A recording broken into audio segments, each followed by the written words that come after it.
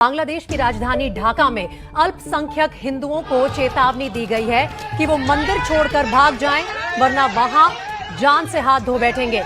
हाजी सफुल्ला नाम के मौलाना ने ये धमकी जारी की है और इससे पहले गुरुवार को ढाका में ही इस्कॉन मंदिर में हाजी सफुल्ला ने अपने सैकड़ों समर्थकों के साथ हमला भी कर दिया था। इस हमले में मंदिर से जुड़े कई लोग घायल भी हुए। मंदिर में काफी लूटपाट की गई और मूर्तियों को भी नुकसान पहुंचाया गया।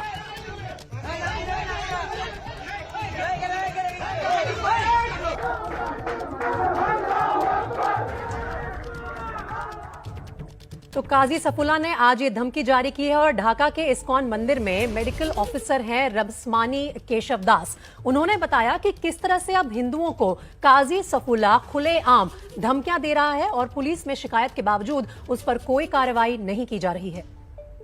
सोफीउल्लाह है, वो क्या कर रहा है, वो हमारा पास थ्रेट किया, ज्यादा बार थ्रेट किया, 10 साल से पहले से शुरू हुआ। वो बोल रहा है कि तुम्हारा टेंपल छोड़ दो, छोड़ देने के बाद मैं वो तुम्हारा पास थोड़ा पैसा दूंगा, तुम भाग जाओ। और उसको एक लड़का है, उसका नाम इशरफ सूफी है, वो भी हमारा टेंपल में अंदर बाजू में रहता। वो ऐसे ही बोल रहा है कि तुमको मार दूंगा, तुमको मर्डर करूंगा, ऐसे बोल रहा है। तो लास्ट नाइट क्या हुआ, वो उसको लड़का के साथ और 500 और 600 आदमी ऐसा कुछ, और नारा तकबीर बोल रहा है और हमारा टेंपल में जो भी वॉल है वो ब्रोकन किया। ब्रोक करने के बाद जो भी हमारा ब्रह्मचारी उसको रोकने के लिए चाहता, तो वो क्या कर रहे हैं, उधर 2 ब्रह्मचारी को वो हिट कर रहे हैं और लाठी से और कील घुसी ऐसा कुछ होता। तो इसके बाद पुलिस आ जाएगा, पुलिस को सामने भी ऐसा कर रहा है, पुलिस उसको सपोर्ट कर रहा है। वो क्या बोल रहा है, वो उसको सपोर्ट कर रहा है। हमारा कोई भी बात सुनना नहीं चाहता, बट हमारा डर लगता है, ऐसा कुछ थिंकिंग कर रहा है कि ज्यादा टाइम ऐसा ही हो रहा है। तो बांग्लादेश में हिंदू माइनॉरिटी पर एक बार फिर हमले तेज हो रहे हैं। इस मामले में ज्यादा जानकारी के लिए सीधा चलते हैं मेरे सहयोगी कुंतल चक्रवर्ती के पास। कुंतल, इस तरह के हमले होना हिंदू माइनॉरिटी पर और जो धार्मिक स्थान है उन पर हमला होना, उन्हें क्षतिग्रस्त करना, किस तरह के हालात बयां करता है बांग्लादेश में? देखिए प्रीति, ये मामला काफी सीरियस इस वजह से भी है कि पिछले साल में भी इस तरह की घटना सामने आई थी, लेकिन वो कहाँ हुआ था, वो हुआ था नोआखाली में। लेकिन इस बार कहाँ हो रहा है, वो ढाका में हो रहा है। बांग्लादेश की राजधानी है, जहां इतने भारी संख्या में पुलिस वहां तैनात है, जिस शहर पर सबसे ज्यादा नजर है सरकार की, वहां अगर इस तरह की घटना सामने आती है तो बाकी जगहों पे क्या है फिर? अगर ढाका में इस तरह की घटना घटती है तो बाकी जिलों में, गांव में क्या हो रहा है आप समझ सकते हैं। तो इसीलिए ये बहुत सीरियस इशू है, इसको बहुत सीरियसली लेना चाहिए आवामी लीग की जो सरकार है इसको, क्योंकि नोआखाली में होना एक तरह की बात है, लेकिन ढाका में होना बहुत बड़ी बात है, और वो भी एक ऐसी जगह पर जो कि बहुत क्राउडेड एक जगह है, जहां भारी संख्या में पुलिस की तैनाती होती है और जिसके आसपास सारे बड़े जो मंत्री हैं, जहां पुलिस के जो मुखिया है आप कह सकते हैं, सभी के ऑफिस है। तो इसीलिए ये घटना बहुत सीरियसली लेना चाहिए, क्योंकि ये अगर ढाका में हो सकता है तो बांग्लादेश के बाकी जगहों में जो माइनॉरिटीज हिंदूज हैं उनके साथ क्या हो सकता है। कुंतल, बिल्कुल ठीक बात की तरफ इशारा कर रहे हैं आप। अगर बांग्लादेश की राजधानी ढाका में हिंदू सुरक्षित नहीं है तो देश के बाकी हिस्सों में क्या हाल होगा?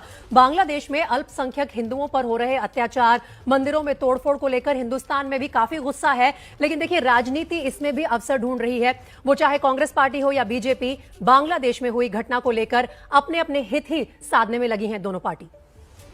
देखिए, निश्चित रूप से ये दुखदाई है, जिस तरह से बंगाल में लगातार हिंदू मंदिरों के ऊपर आक्रमण हो रहा है, टूट रहा है। निश्चित रूप से ये पीड़ादायक है। उससे भी ज़्यादा पीड़ादायक, दुखदायक है जो देश में सेकुलरवादी हैं, ऐसे विषय पे चुप क्यों हो जाते हैं, उस पर क्यों नहीं बोलते। आज़ादी के समय चाहे पाकिस्तान हो चाहे बांग्लादेश हो, जितनी बड़ी संख्या में वहाँ पे माइनॉरिटी के लोग थे, वहाँ पे माइनॉरिटी कौन था, हिंदू, जैन, सिख, ईसाई, उनकी संख्या लगातार पाकिस्तान, बांग्लादेश में घट रही है। इस पर भी सेकुलरवादी चुप है, ये दुर्भाग्यपूर्ण है। उनको जवाब देना चाहिए कि वहाँ पे जो मंदिर टूटे उसकी जिम्मेदारी कौन लेगा। बांग्लादेश के अंदर ये वाकया पहली बार नहीं हुआ, अब से कुछ अर्सा पहले भी इस तरीके का वाकया हुआ था। इसकी जितनी निंदा की जाए इतना कम।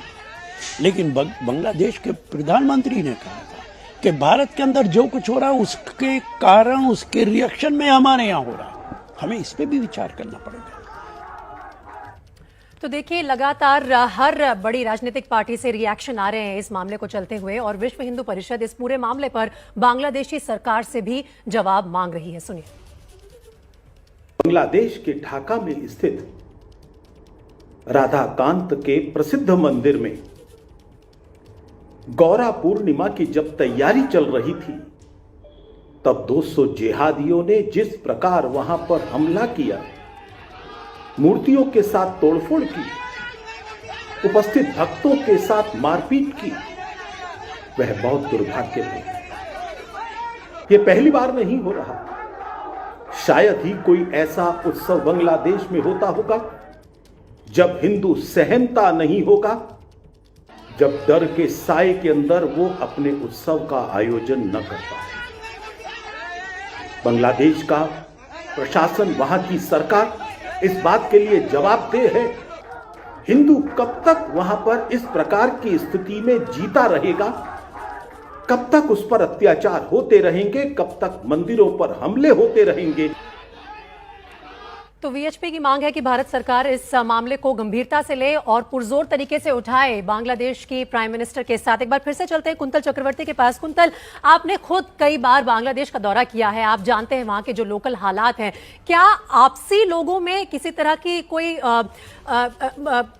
किसी भी तरह की कोई मनमुटाव, दुश्मनी है दो समुदाय के बीच में, या फिर ये काजी सफुल्ला जैसे लोग हैं जो रैडिकल बातों के जरिए लोगों में दुश्मनी फैला रहे हैं, और दूसरी तरफ बीजेपी का ये आरोप कि उनके बंगाल के साथ कुछ कनेक्शन है, इसके बारे में कितनी सच्चाई है? देखिए, मैं बांग्लादेश में पिछले 15 सालों से दौरा कर रहा हूं, लेकिन मैंने देखा पिछले 7-8 सालों में जो कट्टरपंथियों का जो दबदबा है बहुत बड़ा है, और ये इस बात की कोई शक नहीं है इस बात पर। और पिछले साल भी इस तरह की घटना सामने आई थी जब नोआखाली में इस्कॉन टेम्पल पर अटैक हुई थी, लेकिन इस बार ढाका में हो रहा है। देखिए, ये बहुत बड़ी बात है।